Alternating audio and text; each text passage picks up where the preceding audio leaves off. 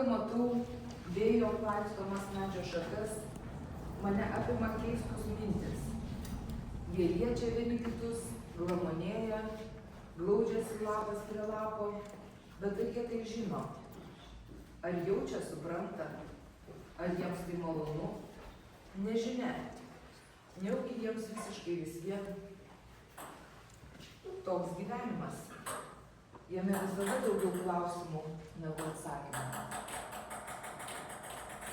O gal jie liesdami vieni kitus jaučia skausmą, nerimą? O gal jie išplaka vieni kitus ir nurimsta, iki vėl audra atsibus?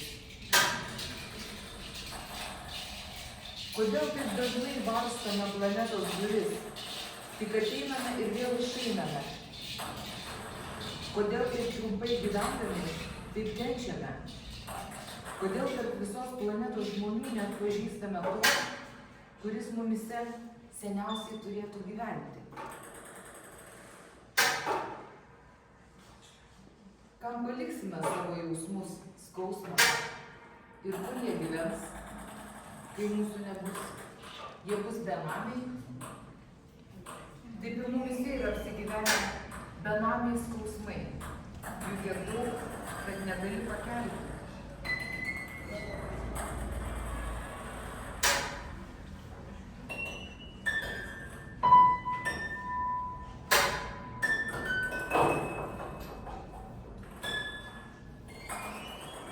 Prieš mane siena žalių klevų. Ritmiškai siūbuoja ne visi, o tik kai kurie lapai. Jie skamba, bet aš nesugebu išgirsti jų muzikos. Kaip gaila, o po jais šešėlio gilumos gyvybė. Galbūt per daug padaryta ir sukurta. Tai, ką aš darau, niekam nereikalinga, ruošiuosi bent jau erdvinius darbus sunaikinti. Juos reiktų kaime suversti į didelę krūvą, ant lauko užbrastos, užkloti juodų polietilenu ir padegti. Gražiai degtų. Sudegus būtų daug pelenų, kurie ir būtų kūrybos liudytojai. Juk pasakyta, iš pelenų atsiradai ir pelenais pavirsi, o pelenus suberti į dėžę ir eksponuoti.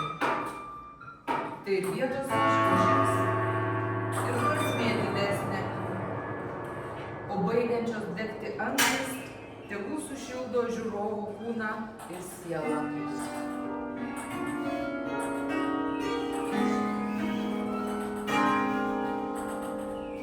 Svarstyklės ant vandens, sveriančios lietų, vėją ir saulę, medžiai kaip paukščiai, medžiai kaip žmonės, norintys pakilti nuo žemės ir skristi nežinomą kryptimi, kad tik atsiplėštų nuo savo kasdienių rūpesčių, darbų, nesėkmių ir skausmo. Medžiai su sparnais, tačiau šaknis jos laiko. Žiūrinčiam jo žmogui kyla įspūdis, ar pavyks. Išskrenda iš tėvynės tie, kurie neturi šaknų, bet jūs sakykite, kad jie turi sparnus. Paukščiai, kurie išskrenda žiemai, pavasaris sugrįžta. O aš myliu tuos, kurie žiemoja čia, vargdami ir alkani, šaudami, nepalieka mūsų.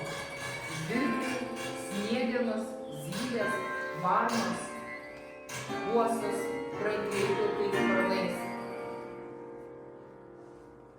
Balandžiai knapsinčiomis galvutėmis visą dieną šmirinėja tarp žmonių kojų šaligatvyje, tarp mašinų ratų, kad tik persisotintų ir iškęstų žiemą. O kaip jie skrenda ištiesę sparnus, trosdami erdvę?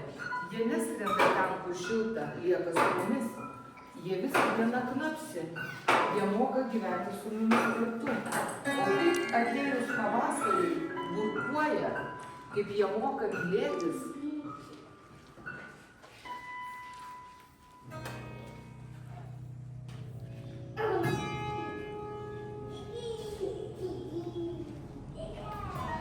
Meno vartotojų. Nesistengti įminti kūrybos paslapties, bet išmok gyventi. Man kūryba gyvenimas.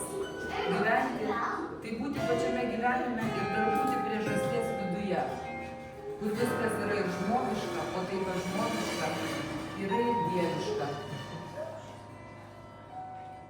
Man vis dar atrodo, kad didesni kūrinių formatai sutalpins daugiau gyvenimo.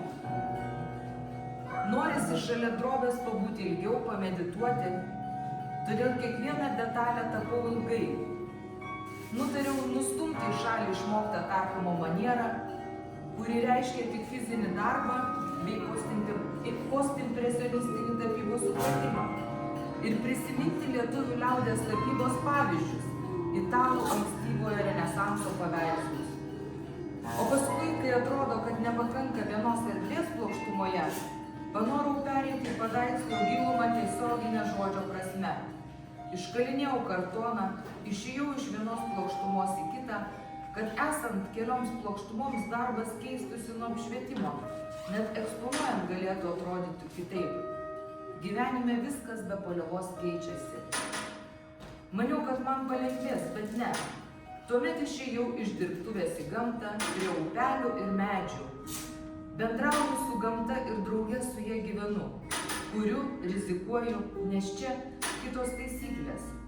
O aš nieko naujo netrandu, tik iš savo drobių ar erdvinių darbų kai kuriuos elementus perkeliu į gamtą, nes noriu jai padėti ir su ja bendrauti. Erdvės gamtoje ir erdvės mano erdviniuose darbuose man primena teatrą, o tai ir džiugina, ir liūdina. Jaučiu, kad visko įgyvendinti nesuspėsiu. Neturiu kito pasirinkimo. Manau, kad žmogaus laimė